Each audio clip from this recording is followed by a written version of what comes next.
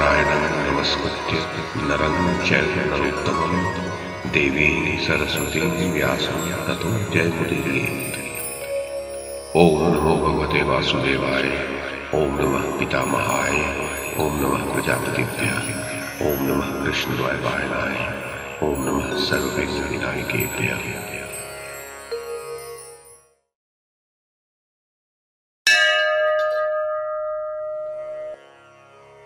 वैशंपायन जी कहते हैं, जन्मेजय, धृतराष्ट्र ने कहा, संजय, रण क्षेत्र में द्रोणाचार्य क्या कर रहे थे कि पांडव तथा सृंजय उन पर चोट कर सके? वे तो संपूर्ण शस्त्रधारियों में श्रेष्ठ और अस्त्र विद्या में निपुण थे। उनका रथ टूट गया था या बाणों का प्रहार करते समय धनुष ही खंडित हो गया था, अथवा द्रोणाचार्य असावधान थे जिससे उनकी मृत्यु हो गई। तात, द्रोणाचार्य तो शत्रुओं के लिए सर्वथा दुर्जय थे, फिर आचार्य को दृष्टिद्युम्न ने कैसे मार दिया? निश्चय ही पुरुषार्थ की अपेक्षा दैव ही प्रबल है, ऐसा मेरा विश्वास है, क्योंकि द्रोणाचार्य जैसे शूरवीर महामना दृष्टिद्युम्न के हाथ से मारे गए। जिन वीर सेनापति में 4 प्रकार के अस्त्र प्रतिष्ठित थे, उन धनुर्धरों के आचार्य द्रोण को तुम मुझे मारा गया बता रहे हो। द्रोणाचार्य को मारा गया सुनकर आज मैं अपने शोक को किसी प्रकार दूर नहीं रख पा रहा हूं।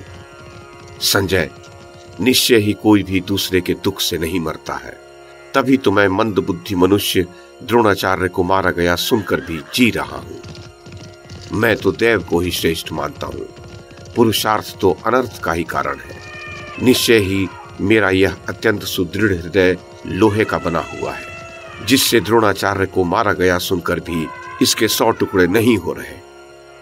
गुणार्थी ब्राह्मण तथा राजकुमार ब्रह्म और देव अस्त्रों के लिए जिनकी उपासना करते थे, उन्हें मृत्यु कैसे हर ले गई?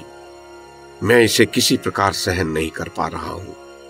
उन्होंने मुझ कृपण के लिए अपने प्राण तक दे दिए। मेरे मूर्ख पुत्रों को, जिनके ही पराक्रम के भरोसे विजय की आशा बनी हुई थी तथा जो बुद्धि में बृहस्पति और शुक्राचार्य के समान थे, वे द्रोणाचार्य कैसे मारे गए? उनके अश्व युद्ध स्थल में चिघाड़ते हुए गजों और शंखों एवं नगाड़ों की ध्वनि से घबराए तो नहीं थे? क्या अश्व पराजित हो गए थे? तात, वे अश्व पांडव सेना को पार कैसे नहीं कर सके? उस स्वर्ण भूषित उत्तम रथ पर आरूढ़ हो सत्य पराक्रमी द्रोणाचार्य ने युद्ध स्थल में क्या किया? द्रोणाचार्य का सामना करने के लिए उस रण क्षेत्र में कौन कौन से रथी गए थे? द्रोणाचार्य को देखकर तो समस्त पांडव योद्धा भाग खड़े होते थे। भाइयों सहित धर्मराज युधिष्ठिर ने अपनी सारी सेना के साथ जाकर दृष्टिद्युम्न की सहायता से द्रोणाचार्य को घेर तो नहीं लिया था। निश्चय ही अर्जुन ने अपने सीधे जाने वाले बाणों के द्वारा अन्य रथियों को आगे बढ़ने से रोक दिया होगा। इसीलिए पाप कर्मा दृष्टिद्युम्न द्रोणाचार्य पर चढ़ाई कर सका। किरीटधारी अर्जुन के द्वारा सुरक्षित दृष्टिद्युम्न को छोड़कर दूसरे किसी को मैं ऐसा नहीं देखता जो अत्यंत तेजस्वी द्रोणाचार्य के वध में समर्थ हो। केकई, चेदी, कारूष, मत्स्य देशीय सैनिकों तथा अन्य भूमिपालों द्वारा सब ओर से घिरे हुए नीच दृष्टिद्युम्न ने द्रोणाचार्य को मार डाला होगा। यही बात मेरे मन में आ रही है। मैंने अमर्ष में भरकर सदा कुंती कुमारों को क्लेश ही दिया, परंतु मेरे इस व्यवहार को द्रोणाचार्य ने चुपचाप सह लिया। उनके उसी कर्म का ये वध रूपी फल प्राप्त हुआ है। संजय, जिनके यश और बल का तिरस्कार होना असंभव था, उन दुर्धर्ष वीर द्रोणाचार्य को समर भूमि में संपूर्ण नरेशों के देखते देखते दृष्टिद्युम्न ने कैसे मार डाला? कौन कौन से वीर उस समय निकट से द्रोणाचार्य की रक्षा करते हुए उनके आगे रहकर युद्ध कर रहे थे, और कौन कौन योद्धा दुर्गम मार्ग पर पैर बढ़ाते हुए उनके पीछे रहकर रक्षा कर रहे थे? कौन वीर उन महात्मा के दाहिने पहिए की और कौन बाएं पहिए की रक्षा कर रहे थे? कौन उस युद्ध स्थल में युद्ध परायण वीरवर द्रोणाचार्य के आगे थे, और किन लोगों ने अपने शरीर का मोह छोड़कर विपक्षियों का सामना करते हुए उस रण क्षेत्र में मृत्यु का वर्ण किया था? किन वीरों ने युद्ध में द्रोणाचार्य को उत्तम धैर्य प्रदान किया? उनकी रक्षा करने वाले मूर्ख क्षत्रियों ने भयभीत होकर युद्ध स्थल में उन्हें अकेला तो नहीं छोड़ दिया था, और इस प्रकार शत्रुओं ने सूने में तो उन्हें नहीं मार डाला। जो बड़ी से बड़ी आपत्ति आने पर भी रण में अपने शौर्य के कारण शत्रु को भयवश पीठ नहीं दिखा सकते थे, वे विपक्षियों द्वारा किस प्रकार मारे गए। संजय, बड़े भारी संकट में पड़ने पर श्रेष्ठ पुरुष को यही करना चाहिए कि वह यथाशक्ति पराक्रम दिखावे। ये बात द्रोणाचार्य में पूर्ण रूप से प्रतिष्ठित थी। तात, इस समय मुझे मूर्छा आ रही है, अतः तुम ये कथा यहीं पर रोक दो। संजय, अपने संज्ञा संपन्न होने पर मैं पुनः तुमसे यह समाचार पूछूंगा।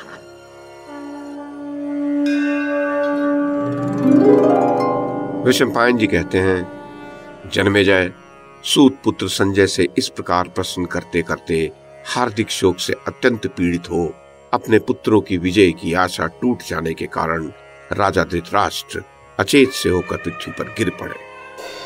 उस समय अचेत पड़े हुए राजा धृतराष्ट्र को उनकी दासियां पंखा झलने लगी और उनके ऊपर परम सुगंधित एवं अत्यंत शीतल जल छिड़कने लगी। महाराज को गिरा देख धृतराष्ट्र की बहुत सी स्त्रियां उन्हें चारों ओर से घेर कर बैठ गई और उन्हें हाथों से सहलाने लगी। तदुपरांत उन सुमुखी स्त्रियों ने राजा को धीरे धीरे धरती से उठाकर सिंहासन पर बिठाया।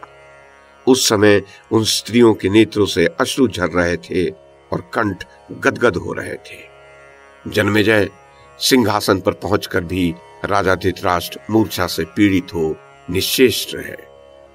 उस समय सब ओर से उनके ऊपर व्यजन डुलाया जा रहा था। तदुपरांत शनैः शनैः संज्ञा लौटने पर कांपते हुए राजा धृतराष्ट्र ने पुनः सूत जातीय संजय से युद्ध का यथावत समाचार पूछा। वे बोले, जो उगते हुए सूर्य की भांति अपनी प्रभा से अंधकार दूर कर देते हैं, उन अजातशत्रु युधिष्ठिर को द्रोण के समीप आने से किसने रोका था? युधिष्ठिर को मेरे पक्ष के किन शूरवीरों ने रोका था? युधिष्ठिर पर मेरे किन योद्धाओं ने आक्रमण किया था? महाबलशाली भीमसेन को आते देख किन वीरों ने रोका था? जिस समय अर्जुन ने दुर्योधन आदि मेरे पुत्रों और सैनिकों को बींधना आरंभ किया, उस समय तुम लोगों के मन की कैसी अवस्था हुई थी? गांडीव की टंकार सुनकर हमारी सेना भाग तो नहीं गई थी? उस अवसर पर पार्थ ने अपने बाणों द्वारा तुम्हारे सैनिकों के प्राण तो नहीं ले लिए थे? अर्जुन ने वेग से चलाए हुए बाण समूहों द्वारा विपक्षी नरेशों को बींध तो नहीं दिया था? जहां सारी सेनाएं कांप उठी, समस्त वीरों के मन में भय समा गया, वहां किन वीरों ने द्रोणाचार्य का साथ नहीं छोड़ा और कौन कौन से अधम सैनिक भय के मारे रण क्षेत्र छोड़कर भाग गए? अर्जुन को युद्ध में अपने प्रतिकूल पाकर किन वीरों ने वहां अपने शरीरों को निछावर करके मृत्यु को स्वीकार किया? पांडुपुत्र नकुल जब द्रोणाचार्य पर चढ़ आए, उस समय किन वीरों ने उन्हें रोका था? वीर सहदेव को किन शूरवीरों ने रोका था? वीरवर सात्विकी को किसने द्रोणाचार्य के पास आने से रोका? वीर धृष्टद्युम्न को किन शूरवीरों ने रोका? धृष्टकेतु को द्रोण के पास आने से किसने रोका? केतुमान को द्रोणाचार्य के पास आने से किसने रोका? द्रुपद पुत्र शिखंडी को द्रोणाचार्य के सम्मुख आने से किन वीरों ने रोका था? अभिमन्यु को किन शूरवीरों ने रोका था? सुभद्रा कुमार ने जब द्रोणाचार्य पर धावा किया था, उस समय तुम लोगों का मन कैसा हो रहा था? द्रौपदी कुमार को किन शूरवीरों ने रोका था? धृष्टद्युम्न के तीनों वीर पुत्र क्षत्रंजय, क्षत्रदेव तथा क्षत्रवर्मा को द्रोण के पास आने से किन वीरों ने रोका था? महाधनुर्धर चेकितान को द्रोण के पास आने से किसने रोका? अनाधृष्टि को द्रोण के पास आने से किसने रोका? के देश के 5 वीर राजकुमार जब पांडवों की विजय के लिए द्रोणाचार्य को मारने के लिए उन पर चढ़ गए, उस समय किन वीरों ने उन्हें रोका था? पुरुष सिंह युयुत्सु को द्रोणाचार्य के पास आने से किसने रोका? महाधनुर्धर धृष्टद्युम्न जब रण क्षेत्र में योद्धाओं को अपने बाणों की अग्नि से जलाता और सब ओर से सारी सेना को विदीर्ण करता हुआ द्रोणाचार्य के सम्मुख आ रहा था, उस समय किन शूरवीरों ने उसे रोका था?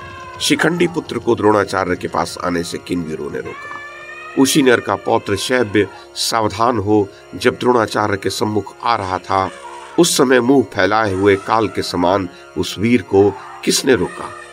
शत्रुघाती मत्स्यराज विराट की रथ सेना को जो द्रोणाचार्य को नष्ट करने की इच्छा से खोजती हुई आ रही थी, किन वीरों ने रोका था? मायावी राक्षस महाकाय वीर घटोत्कच को द्रोणाचार्य के पास आने से किसने रोका?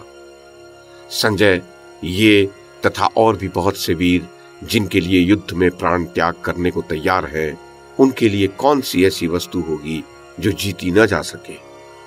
शारंग धनुष धारण करने वाले पुरुष सिंह भगवान श्री कृष्ण, जिनके आश्रय तथा हित चाहने वाले हैं, उन कुंती कुमारों की पराजय कैसे हो सकती है? भगवान श्री कृष्ण संपूर्ण जगत के परम गुरु हैं, समस्त लोगों के सनातन स्वामी हैं, संग्राम भूमि में सबकी रक्षा करने वाले दिव्य स्वरूप सामर्थ्यशाली दिव्य नारायण हैं, मनीषी पुरुष जिनके दिव्य कर्मों का वर्णन करते हैं, जिन्होंने पाताल निवासी पंचजन नामक दैत्य को युद्ध में परास्त कर दिव्य पांचजन्य शंख प्राप्त किया था। मैं उन्हीं भगवान श्री कृष्ण की लीलाओं का अपने मन की स्थिरता के लिए अब भक्ति पूर्वक वर्णन करूंगा। दर्शकों और श्रोताओं को मैं यहाँ बता दूं कि इसके पश्चात धृतराष्ट्र श्री कृष्ण की महिमा का एक विस्तृत वर्णन करते हैं, जो महाभारत कथा में कई बार आ चुका है। अतः मैं उस अंश को यहाँ नहीं रख रहा हूं। वर्णन कर लेने के पश्चात धृतराष्ट्र ने पुनः कहा, संजय, मुझे किसी भी उपाय से कौरवों की जय होती नहीं दिखाई देती, इसलिए तुम मुझसे अब सब समाचार कहो। वह युद्ध किस प्रकार हुआ? अर्जुन श्री कृष्ण की आत्मा है और श्री कृष्ण किरीटधारी अर्जुन की आत्मा है। वे दोनों पूर्ण देवता महात्मा नर और नारायण हैं। उनकी आत्मा तो एक है, परंतु इस भूतल के मनुष्यों को वे शरीर से दो होकर दिखाई देते हैं। उन्हें मन से भी पराजित नहीं किया जा सकता।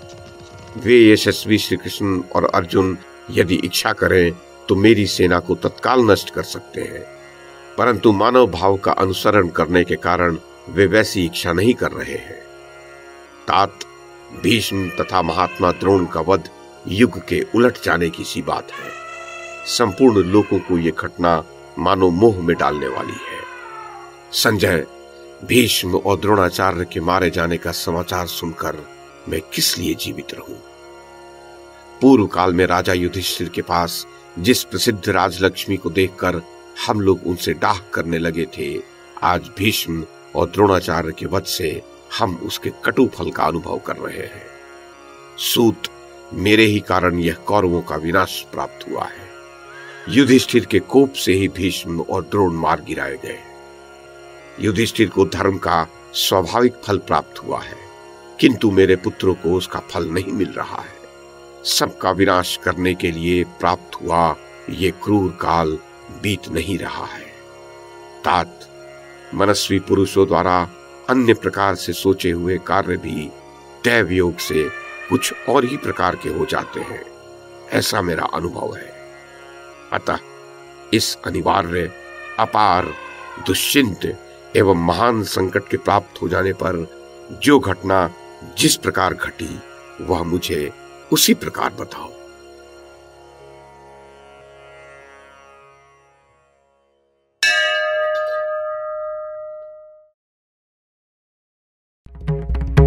YouTube के माध्यम से महाभारत की कथा को एक श्रृंखला के रूप में प्रस्तुत करने का हमारा ये प्रयास यदि आपको सराहनीय लगा हो तो कृपया इस कड़ी को लाइक और शेयर करें, चैनल को सब्सक्राइब करें और बेल आइकन को दबाएं। साथ में अन्य लोगों को भी देखने के लिए प्रेरित करें। धन्यवाद और नमस्कार।